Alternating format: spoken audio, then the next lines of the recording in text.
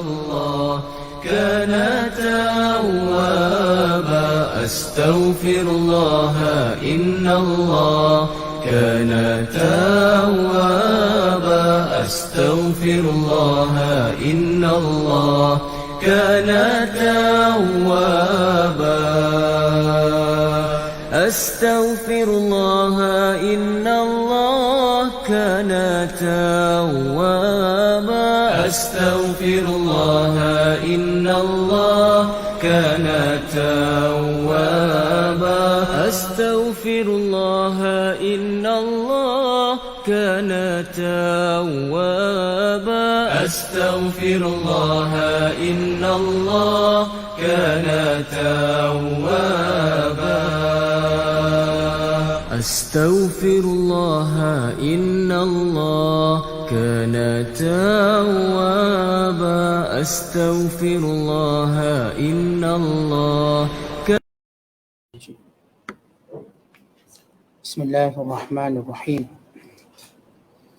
قل لا أملك لنفسي نفعا ولا ضرا إلا ما شاء الله ولو كنت أعلم الغيب لاستكثرت من الخير وما مسني السوء إن أنا إلا نذير وبشير لقوم يؤمنون.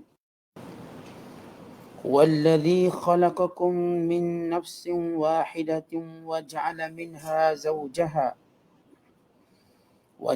منها زوجها ليسكن إليها فلما تغشاها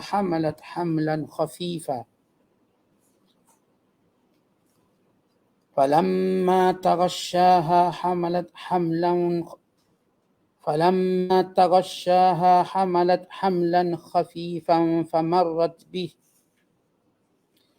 فلما أثقلت دعوا الله ربهما لئن آتيتنا صالحا لنكونن من الشاكرين فلما آتاهما صالحا جعلا له شركاء فيما آتاهما فتعالى الله عما يشركون أيشركون ما لا يخلق شيئا وهم يخلقون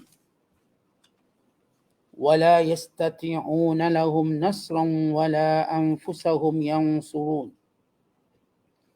وإن تدعوهم إلى الهدى لا يتبعوكم سواء عليكم أدعوتموهم أم أنتم صامتون إن الذين تدعون من دون الله عباد أمثالكم فادعوهم فليستجيبوا لكم إن كنتم صادقين ألهم أرجل يمشون بها أم لهم أيد يبطشون بها أم لهم أعين يبصرون بها أم لهم آذان يسمعون بها قل ادعوا شركاءكم ثم كيدون فلا تنظرون إن وليي الله الذي نزل الكتاب وهو يتولى الصالحين والذين تدعون من دونه لا يستطيعون نصركم ولا أنفسهم ينصرون وإن تدعوهم إلى الهدى لا يسمعوا وتراهم ينظرون إليك وهم لا يبصرون. صدق Allahul Azim. Katakanlah, aku tidak berkuasa mendatangkan manfaat bagi diriku dan tidak dapat menolak mudarat kecuali apa yang dikehendaki Allah. Dan kalau aku mengetahui perkara-perkara yang gaib, tentulah aku akan mengumpulkan dengan banyaknya benda-benda yang mendatangkan faedah. Dan tentulah aku tidak ditimpa kesusahan. Aku ini tidak lain hanyalah pesuruh Allah yang memberi amaran bagi orang-orang yang ingkar dan membawa berita gembira bagi orang-orang yang beriman. Dialah Allah yang menciptakan kamu dari yang menciptakan kamu semua dari hakikat diri yang satu. Dan ia mengadakan daripada hakikat itu pasangannya diri suami isteri untuk bersenang hati dan hidup mesra yang satu kepada yang lain. Ketika suami mencampuri isterinya, mengandunglah ia dengan kandungan yang ringan. Serta teruslah ia dengan keadaan itu ke suatu waktu. Kemudian ketika itu ia merasa berat dan menaruh bimbang. Berdoalah suami isteri itu kepada Tuhan mereka dengan berkata, sesungguhnya jika engkau wahai Tuhan kami mengurniakan kami nikmat yang baik, tentulah kami menjadi dari orang-orang yang bersyukur. Kemudian ketika Allah mengurniakan kepada keduanya nikmat yang baik, sebagaimana yang mereka pohonkan, mereka berdua menjadikan sekutu bagi Allah dalam urusan wujudnya nikmat yang dikurniakan Allah kepada mereka. Maha suci Allah dari apa yang mereka sekutukan itu. Patutkah mereka sekutukan Allah dengan benda-benda yang tidak dapat menciptakan sesuatu pun, sedang benda-benda itu sendiri diciptakannya. Dan benda-benda itu tidak dapat menolong mereka dan tidak juga dapat menolong dirinya sendiri. Dan jika kamu, hai kaum musyrik, menyeru benda-benda itu untuk memperoleh petunjuk daripadanya, mereka tidak dapat menurut menyampaikan hajat kamu. Sama sahaja bagi kamu, sama ada kamu menyerunya atau mendiamkan diri. Sesungguhnya, benda-benda yang kamu seru selain Allah adalah makhluk-makhluk seperti kamu. Oleh itu, cubalah menyeru supaya benda-benda itu dapat memperkenankan permohonan kamu, kalau betul kamu orang-orang yang benar. Adakah benda-benda yang kamu sembah itu mempunyai kaki yang mereka dapat berjalan dengannya? Atau adakah mereka mempunyai tangan yang mereka dapat memegang menyeksa dengannya? Atau adakah mereka mempunyai mata yang mereka dapat melihat dengannya? Atau adakah mereka mempunyai telinga yang mereka dapat mendengar dengannya? Katakanlah wahai Muhammad, panggillah benda-benda yang kamu jadikan sekutu Allah. Kemudian kamu semua jalankan tipu daya terhadapku, serta jangan pula kamu bertangguh lagi. Sesungguhnya pelindungku ialah Allah yang telah menurunkan kitab, yakni Al-Quran. Dan ialah jua yang menolong dan memelihara orang-orang yang berbuat kebaikan. Dan benda-benda yang kamu sembah selain Allah tidak akan dapat menolong kamu, bahkan tidak dapat menolong dirinya sendiri. Dan jika kamu menyeru benda-benda yang kamu sembah itu untuk mendapat petunjuk daripadanya, mereka tidak dapat mendengarnya. Dan engkau nampak benda-benda itu memandangmu padahal mereka tidak melihat. Masih lagi kita membaca Suratul A'raf, surah yang ke-7 pada juzuk yang ke-9, pada ayat 188 sehingga 198.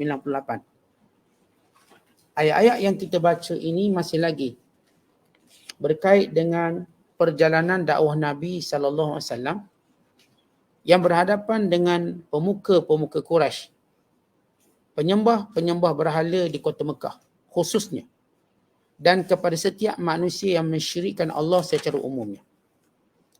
Kalau sebelum ini kita telah menceritakan bagaimana kegagalan manusia menggunakan panca indera mereka untuk mengenali Allah Subhanahu Wa Taala. Dan bagaimana Allah Taala menceritakan bahawa akan tetap ada orang-orang yang benar-benar beriman kepada Allah dan berpegang teguh dengannya. Dan Allah Taala juga menyuruh manusia semuanya supaya melihat tanda-tanda kebesaran Allah, tanda-tanda keesaan Allah dan kewujudan Allah dengan melihat alam ini, dengan melihat segala kejadian-kejadian Allah, makhluk-makhluk Allah Subhanahu Wa Taala. Dan bagaimana Allah Taala menceritakan pelakuan buruk orang-orang kafir terhadap dakwah Nabi sallallahu alaihi wasallam. Bila mereka menuduh Nabi Muhammad sebagai orang gila, dek kerana kesungguhan baginda berdakwah.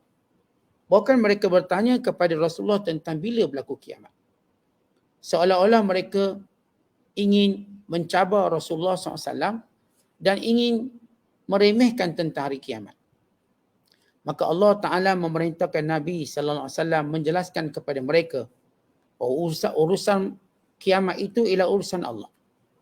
Waktu berlakunya kiamat tidak diketahui melainkan Allah Ta'ala. Tapi ia pasti akan datang. Dan datangnya mengejut. Dan ketika mana datangnya hari kiamat, maka ia hari penyesalan yang besar yang akan berlaku kepada seluruh manusia. Maka orang-orang kafir masih terus mempersendakan Nabi sallallahu alaihi wasallam.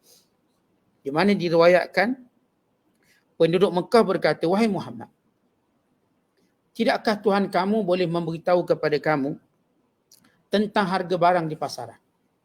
Apakah dia murah ataupun mahal? Maka senang kami untuk mendapat keuntungan. Kami boleh beli waktu dia murah dan menjualnya ketika mana mahal." Mereka mempermainkan Nabi SAW. Maka turun ayat yang kita bacakan pada malam ini. "Qul la amliku li nafsi naf'an wala dharra." Katakan kepada mereka, wahai Muhammad, bahawa urusan yang berkait dengan sesuatu yang akan datang, peristiwa-peristiwa yang berlaku akan datang, tidak akan diketahui melainkan Allah SWT. Ia bukan urusanku. Urusanku menyampaikan dakwah, mengajak kamu menyembah Allah yang Esa, meninggalkan berhala, meninggalkan sembahan, meninggalkan sekutu yang kamu ada-adakan, yang kononnya kamu mengambilnya daripada nenek moyang kamu, yang kononnya kamu menganggap ianya berkuasa walau ia berhala yang tidak bermaya, walau ia berhala yang kamu cipta, yang kamu bina, walau ia berhala yang kamu beli, yang kamu niagakan, yang tidak dapat memiliki apapun kekuatan, manfaat ataupun mudarat. Maka tak perlu kamu tanya sesuatu yang tidak memberi faedah pada kamu. Nak tanya bila kiamat, ia tidak ada faedah. Yang perlu kamu tahu kiamat akan berlaku. Dan pertanggungjawaban manusia. Kerana banyak perkara kita tidak perlu tahu bila berlaku, kenapa berlaku. Tidak perlu. Kerana ada tuntutan yang lebih utama. Umpamanya, kita tak perlu tahu Nabi Isa turun bila. Atau Imam Mahdi keluar bila. Kerana ia bukanlah satu urusan penting untuk kita mengetahui bila. Tetapi urusan penting untuk terus sibuk beribadat kepada Allah, menyiapkan bekalan kita, memperbanyakkan amalan-amalan kita, mendekatkan diri kita kepada Allah Ta'ala. Dan dakwah Nabi SAW pergi kepada tujuan paling utama. Menyedari kamu hamba Allah, menyedari kamu ada Tuhan yang patut kamu sembah dan kamu taati, dan beribadat sebagaimana yang dikehendaki oleh Allah. Maka tiba-tiba orang musyrik Mekah setelah mereka tanya tentang kiamat, bila mereka tanya pula, bagaimana harga barang? Boleh tak cerita pada kami? Akan datang bagaimana harga barang? Ya, kalau murah kami akan beli. Dan beritahu kami bila dia mahal. Nanti kami akan jual. Kerana itu kami akan dapat untung yang banyak. Maka Rasulullah menjelaskan, bukanlah kedatanganku itu tentang hal itu. Urusan-urusan dunia itu hal kamu. Tetapi aku bercakap tentang urusan akhirat yang maha penting. Sebab itu kata Rasulullah, Allah Ta'ala kata, wahai Muhammad, katakan kepada mereka, beritahu mereka, segala urusan masa depan, ia adalah milik Allah. Tidak diketahui melainkan Allah. Sebagaimana Allah berfirman dalam surah yang lain, Alimul ghaibi, fala yuzhiru ala ghaibihi ahada, illa man irtada min rasul. Tuhan yang mengetahui perkara yang gaib, maka Allah tidak akan menzahirkan perkara yang gaib itu pada sesiapa pun, melainkan pada perkara yang Allah nak beritahu kepada sebahagian Rasulnya. Kerana itu, wahai Muhammad, katakan kepada mereka, aku sendiri tidak mengetahui perkara yang memberi faedah kepadaku ataupun memberi mudarat. Jadi dalam perkara-perkara yang berkait dengan dunia, aku pun tak tahu. Aku tidak tahu apakah kamu ini menerima dakwah aku ataupun tidak. Apakah aku akan dibohongi oleh kamu atau tidak. Aku pun tak tahu hal itu. Ia berkait dengan masa depan. Dan aku juga tidak tahu perkara apakah ia menjadikan aku untung ataupun aku rugi dalam hal-hal duniaku. Kerana ini semuanya perkara-perkara yang lain. Yang aku diperintahkan hanyalah menyampaikan apa yang Allah Ta'ala perintah. Kerana itu Allah Ta'ala menyuruh Nabi SAW mengatakan, in ana illa nadhirun wa bashir. Aku ini pemberi amaran. Kalau kamu buat dosa, kalau kamu buat syirik, tempatnya neraka. Ia adalah berdosa dan murka. Ia menjadikan kamu hidup celaka di dunia dan di akhirat. Dan kalau beriman, kamu dapat pahala dan dapat syurga. Ia menjadikan kamu bahagia di dunia dan di akhirat. maka itu peranan aku. Bukan untuk membaca masa depan. Bukan untuk bercerita masa depan. Aku tak tahu masa depan aku. Hidup aku macam mana, mati aku macam mana. Ya masa depan. Kalau sekiranya aku tahu benda-benda tu, aku pun boleh ngelak-ngelak. Berlaku kepada aku apa yang berlaku pada kamu dalam takdir-takdir yang pelbagai. Kematian, untung, rugi. Hal-hal yang berkait dengan kemanusiaan. Sakit, demam, wabak ke, kemarau ke. Ini hal-hal kemanusiaan yang tak ada orang tahu. Dengan makna, semua orang akan terdedah dengan benda ni, dengan ujian-ujian ini. Ada yang akan terdedah dengan sakit. Ada yang terdedah dengan miskin. Ada yang terdedah dengan kerugian. Ada yang mungkin mendapat keuntungan. Semua perkara ini ialah perkara gaib, kita tak tahu. Dan perkara itu bukanlah satu keutamaan. Bila mana kita memahami Islam, mengenali hakikat tauhid, bukan kita bercakap tentang manfaat-manfaat itu. Kita bercakap tentang perhambaan kita pada Allah. Sebab dunia memang tempat diuji. Maka tidak ada nabi-nabi pun yang tidak diuji. Bahkan mereka juga diuji. Demamnya, sakitnya, matinya, mati yang disayanginya. Bahkan para nabi SAW diuji dengan sebagaimana ujian-ujian manusia yang lain. Difitnah, dipulau, bahkan dihalau, bahkan mungkin dipukul, bahkan sebahagian mereka dibunuh. Sebagaimana yang berlaku kepada Nabi Allah Yahya, Nabi Allah Zakaria. Bukan cubaan membunuh. Sebagaimana yang berlaku pada Nabi Isa AS. Bahkan ada kalangan Nabi yang dipulau. Sebagaimana yang berlaku pada Nabi Ayub AS ketika mana diuji. Ada yang Nabi yang dipenjara, Nabi Yusuf. Kalau Nabi Yusuf tahu di penjara, dia pasti akan cuba menyelamatkan dirinya. Kalau dia tahu bahawa dia akan dibuang dalam perigi buta, dia pasti akan beritahu ayah dia siang-siang, ayah, ni adik-beradik nak buang saya dalam perigi. Semua dia tak tahu benda tu. Dan semua terpaksa akur dengan ketentuan Allah. Jadi Allah kata, wahai Muhammad, beritahu mereka, aku pun tak tahu benda baik atau buruk pada aku yang akan berlaku dalam hal-hal duniawi aku. Aku cuma menjadi juru cakap, mubaligh, penyampai kepada apa yang Allah Ta'ala nak sampaikan kepada kita, perkara yang maha penting. Yang maha penting tu apa? Bahawa kita jangan keluar dari dunia ini melainkan mendapat redha Allah. Kalau sekadar kita terselamat daripada penyakit itu dan ini, ia tidak menjamin kita selamat di sisi Allah.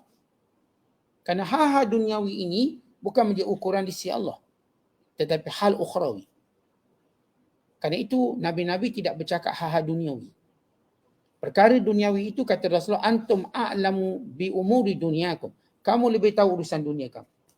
Nabi tak datang untuk cipta telefon, untuk buat waste. Itu urusan dunia kamu. Terpulang pada kamu.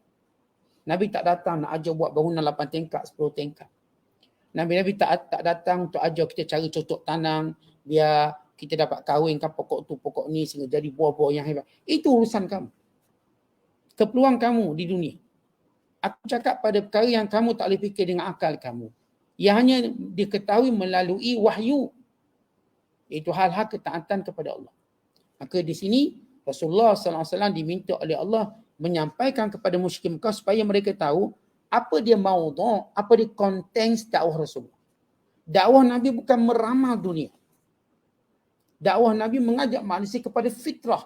Sembah Allah, jangan sembah berhala.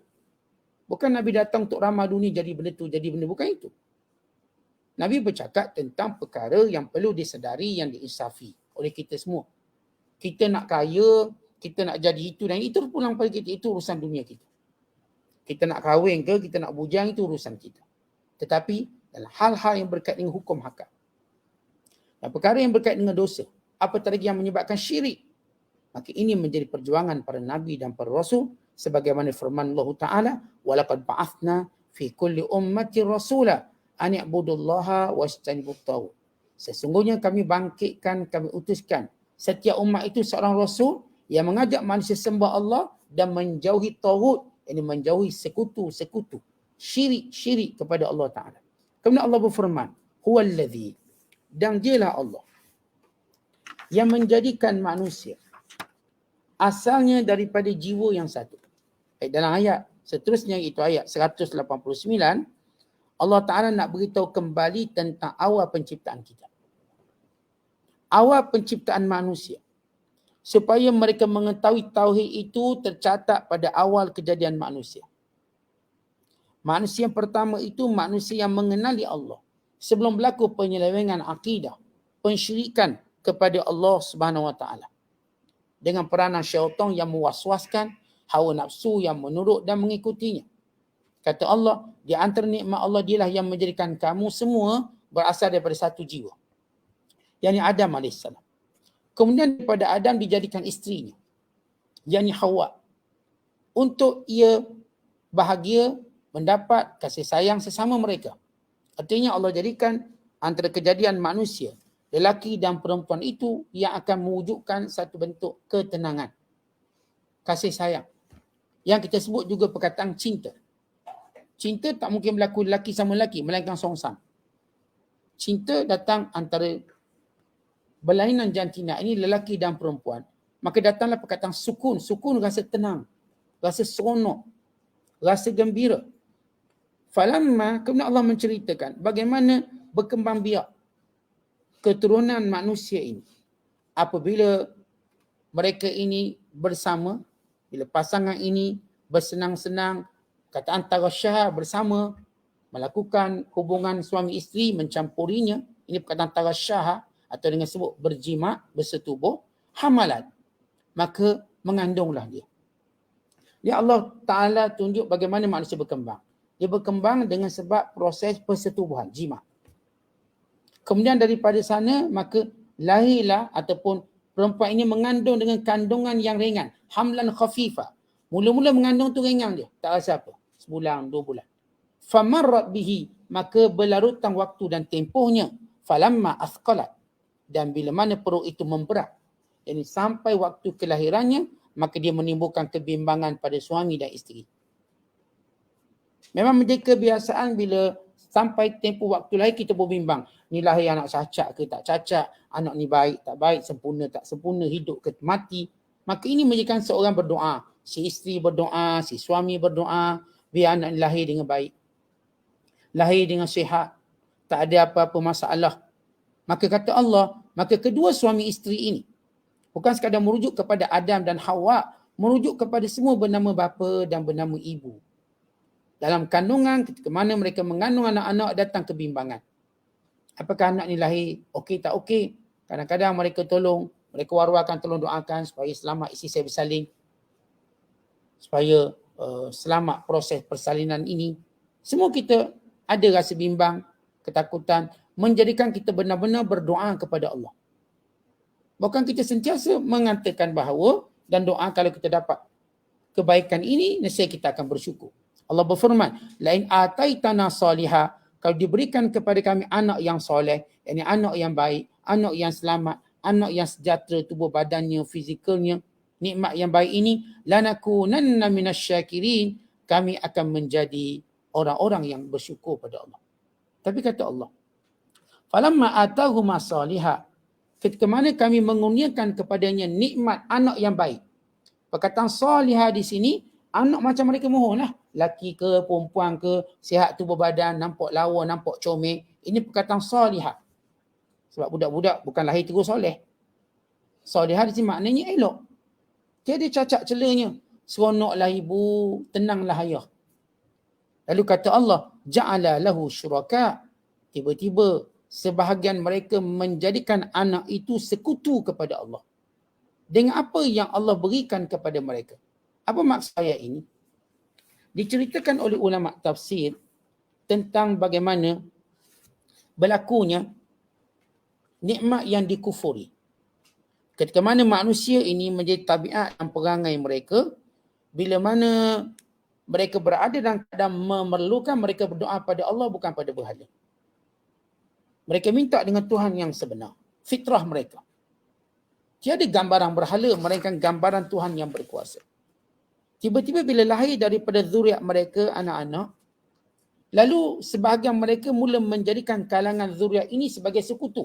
Yang menjadikan Isa sebagai Tuhan, anak Tuhan. Yang menjadikan Uzair sebagai Tuhan, anak Tuhan. Dan pelbagai bentuk syirik yang mereka lakukan. Artinya daripada zuriat-zuriat yang bagus ini, dalam doa mereka, akhirnya berlaku penyembahan manusia sesama manusia. Akhirnya berlaku ketaatan manusia kepada manusia melebihi ketaatannya pada Allah. Maka ini dinamakan sekutu. Wa imma sebahagian mereka menjadikan manusia itu sebagai sekutu. Sebagaimana mereka sekutukan Nabi Isa dengan Allah Ta'ala, juga Nabi Uzair dengan Allah Subhanahu Wa Ta'ala, atau sesama mereka menyembah, atau di kalangan mereka orang-orang alim yang mereka buat patung berhala lalu mereka sembah. Sebagaimana kita cerita sejarah penyembahan berhala.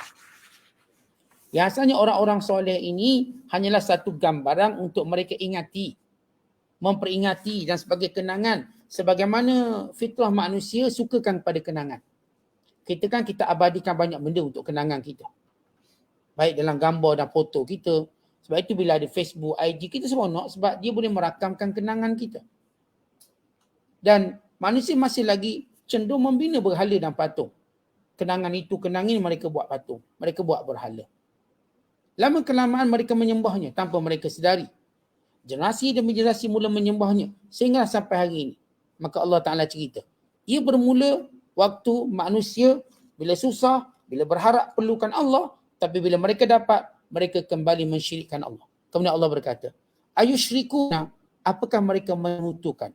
Ma la yakhluqu syai'ah, makhluk yang tak pernah cipta sesuatu pun. Wahum yukhlaqun, dalam keadaan mereka itulah yang diciptakan. Baik penyembah berhala. Ayat ini simple dan mudah untuk mereka faham. Apakah yang kamu sembah itu pernah menciptakan sesuatu? Yang sembah berhala. Baik yang berada di Mekah waktu itu. Dan berada di seluruh dunia. Apakah berhala yang kamu sembah itu, dia menciptakan sesuatu? Kerana di antara sifat Allah dan sifat Tuhan, dia mencipta, bukan dicipta. Kemudian kata Allah bahkan bukan sekadar dia tak mencipta, dia pun dicipta. Tuan-tuan maklum di kalangan penyembah berhala, bahawa berhala-berhala itu mereka jual beli. Mereka bina. Mereka lukis. Mereka ukir. Mereka jual, mereka tawar-menawar untuk dapat harga yang lebih murah. Ada kos maintenance patung-patung ini. Maklum di kalangan mereka. Hatta mereka lihat, mereka lebih kuat dari berhala tadi. Berhala itu perlu dimandikan. Mereka boleh mandi sendiri. Berhala itu perlu diberi makan. Mereka boleh makan sendiri. Maka Allah menyebut satu persatu logik yang mudah bagi penyembah berhala memahaminya. Wala yastati'una lahum nasran. Berhala-berhala ini tak mampu menolong kamu. Wala anfusahum yansurun, dan mereka juga tak boleh tolong diri mereka sendiri. Ni kalau berlaku gempa bumi, berhala tu kita kena selamatkan. Orang kena selamatkan dia. Kalau berlaku banjir, mereka kena angkat patung tu tinggi-tinggi. Jangan sampai tenggelam banjir. Berarti, realiti melihat berhala bukan sekadar tidak membantu dan menolong manusia, mereka juga tidak dapat menolong diri mereka sendiri. Wa in tad'uhum ilal huda la yattabi'ukum.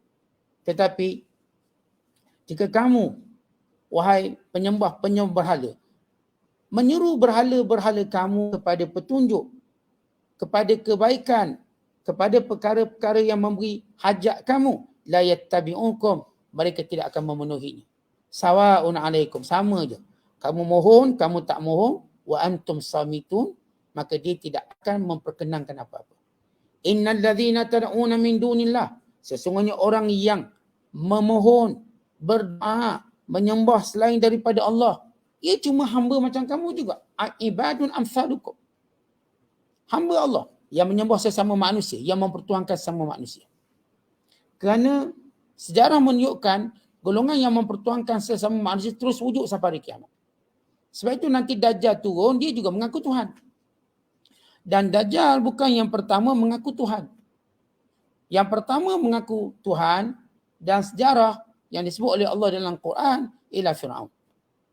Ini yang pertama mengaku. Bahkan yang sebelum itu juga mengaku Tuhan ialah Numrus bin Kan'an. Antara yang pertama. Dan sebelum timbulnya Dajjal yang betul, akan keluar 30 Dajjal yang kesemua mereka mengaku Tuhan. Akhirnya kita lihat, golongan yang mendakwa mengaku Tuhan itu akan terus ada. Kita dalam bahasa Melayu pun ada. Yang disebut sebagai Tuhan Harun. Juga mengaku Tuhan. Yang kalangan ini mengaku Tuhan itu, Tuhan ini, Tuhan perempuan pun ada. Maka kata Allah, itu yang duk ngaku, Dan sebahagian manusia menyembah mereka, mereka ini ibadun amsalukum. Hamba macam kamu akan binasa, akan mati. Fad'uhum falyastajibu lakum in kuntum sadiqin. Cuba kamu mohon kepada mereka. Apakah mereka akan memperkenankan kehendak kamu? Kalau benar kamu orang yang benar. Alahum. Lalu Allah berkata dengan bahasa mudah. Alahum. Apakah berhala-berhala yang kamu sembah itu? Arjulun yamshuna biha. Ada kaki yang boleh berjalan? Ya benar. Berhala itu dibina ada kaki. Kaki berfungsi atau tidak? Am lahum aidin. Apakah mereka ada tangan? Yabtishuna biha. Yang berfungsi? Ya kalau Allah Ta'ala hanya sebut alahum arjulun, apakah mereka ada kaki? Maka penyembah berhala kata memang patung ada kaki. Tapi bila Allah menyebut selepas itu yamshuna biha, boleh berjalan kaki. Maksud kaki berfungsi tak? Tak. Kemudian bila Allah menyebut amlahum aidin, apakah mereka ada tangan? Maka pada penyembah berhala kata ya, patung ni memang kami buat ada tangan. Allah sebut yabtishuna biha, boleh berfungsi. Maka tidak boleh berfungsi. Amlahum a'yunun yubsiruna biha, mereka ada mata. Lalu penyembah berhala kata ya, memang kami buat patung ada mata. Lalu Allah sebut yubsiruna biha, apakah mata itu boleh memandang? Amlahum adhan, apakah mereka ada telinga? Lalu mereka kata, oh ini berhala memang kami buat telinga besar macam gajah telinga. Lalu kata Allah, yasma'una biha, berfungsi untuk mendengarnya. Qul ud'u syuraka'akum. Baik, sekarang kamu mohon pada berhala yang tak berfungsi apa-apa ini. Yang kamu sekutukan Allah. Summa kiduni, kemudian kamu buatlah perancangan. Dalam memohon hajat-hajat kamu, buatlah tipu daya. Fala tunzirun, dan tak perlu nak tunggu-tunggu lagi. Baik, kalau benar berhala ni ada power, supreme power, cuba minta berhala yang selesaikan benda ni begitu. Apakah mereka akan buat apa-apa? Lalu kata Allah, inna waliyallah. Wahai Muhammad, katakan pada mereka, wali sebenar aku, pelindung sebenar aku ialah Allah. Siapa Allah? Allazi nazzala al-kitab, yang menurunkan Al-Quran. Wa huwa yatawalla salihin, dan dia menjaga orang soleh. Bagaimana dia menjaga orang soleh? Sedangkan sebagai orang soleh dizalimi, dipenjara, dipukul. Ya, dengan memberi pahala dan memasukkannya dalam syurga. Tidak ada pemeliharaan lebih agung daripada Allah memasukkan hamba-Nya dalam syurga. Itulah pemeliharaan Allah. Lari daripada dunia yang penat, yang penuh tipu daya, yang penuh dengan tribulasi dan ujian, kepada negeri yang tenang, yang damai, kekal abadi selamanya. Tiada kematian, tidak ada tua, tidak ada sakit. Semuanya nikmat yang abadi. Baik, itu yang dimaksudkan Allah jaga orang soleh.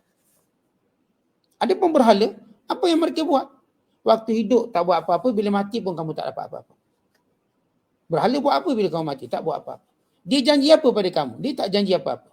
Lalu kata Allah, walladzina tad'una min dunih, yang kamu sembah selain daripada Allah, la yastati'una nasrakum, mereka tidak mampu menolong kamu. Wala anfusahum yansurun, dan mereka juga tidak mampu menolong diri mereka sendiri.